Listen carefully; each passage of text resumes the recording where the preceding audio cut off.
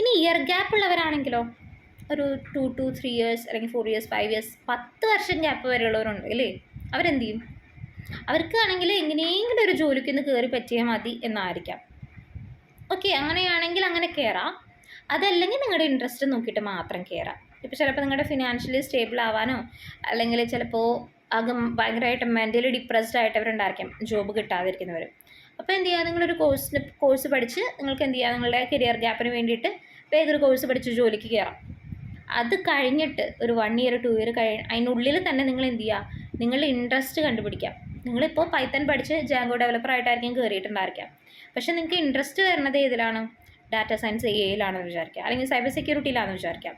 അപ്പോൾ ഈ ഒരു 1 year 2 yearനുള്ളിൽ നിങ്ങളുടെ ആ ഇൻട്രസ്റ്റിൽ സ്കില്ല് ഡെവലപ്പ് ചെയ്യാനായിട്ട് നോക്കുക, ജോബിൽ ഇരുന്നിട്ട് തന്നെ. അത് കഴിഞ്ഞിട്ട് അവിടെ ഇരുന്നിട്ട് തന്നെ സ്വിച്ച് ചെയ്യാനായിട്ട് നോക്കാം.